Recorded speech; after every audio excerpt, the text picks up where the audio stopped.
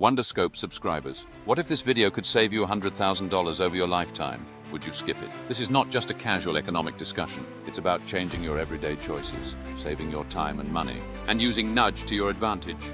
Have you heard of nudge? It's a concept introduced by Richard Thaler and Cass Sunstein in their book, which won the Nobel Prize in Economics in 2008. The book was even a must-read for Obama's presidential cabinet, and remains an Amazon bestseller to this day. Nudge uses psychological insights to influence behavior without force, leading people to make decisions they believe they arrived at on their own. The idea of nudge is simple. Guide choices subtly by tweaking the environment. No commands, no pressure, just a gentle push in the right direction. You may not even realize it, but your choices are already being nudged by someone. From what you buy to where you click, your environment shapes your decisions every day. One of the most powerful nudge techniques is the default option. People tend to stick with the preset choices because it's easier. For instance, companies often enroll employees in retirement plans automatically, knowing that most people won't bother to opt out. This tendency to stick with the default is called status quo bias. We prefer things to stay the way they are because making changes, even small ones, requires energy.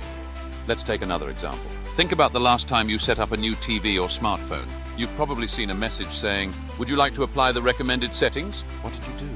If you're like most people, you probably clicked yes without a second thought. Why? Because changing the default settings takes time and effort. Most people stick with what's preset just to avoid the hassle. This is the power of the default option, a small nudge that shapes behavior without you even noticing. The next technique is the anchoring effect. People's decisions are influenced by the first piece of information they see. Ever fallen for a 20% off today only sign at a store? It works because you're anchored to the original price, even if it was artificially inflated. You'll see the anchoring effect at high-end restaurants too. If the most expensive wine is listed first, you're more likely to choose the second or third most expensive one, thinking you're making a more reasonable choice. Here's a fun tip for the ladies. Take your boyfriend to a Chanel store first, show him the prices, and then head to Louis Vuitton. Suddenly, Louis Vuitton will seem much cheaper, and who knows, he might buy you 2 bags instead of 1. Ha! Now, let's talk about the mere exposure effect. This is the idea that the more often we encounter something, the more we like it. For example, if you visit the same cafe at the same time every day and order the same drink, the barista will start to remember you and treat you like a special customer.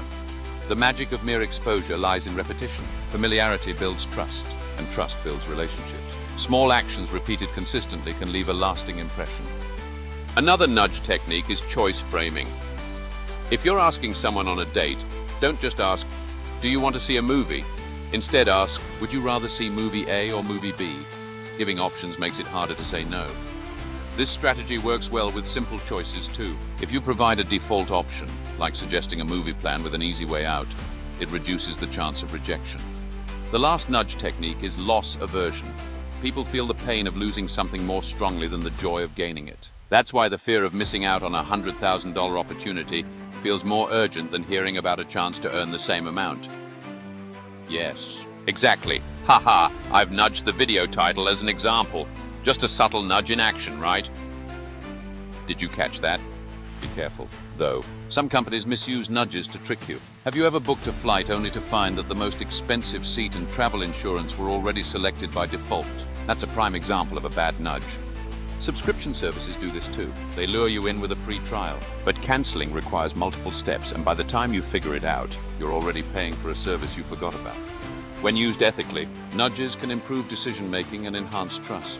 But when abused, they can backfire and erode relationships. Now that you understand how nudges work, you can spot them and even use them for good. Subscribe to our channel, and we'll show you more ways to take control of your choices.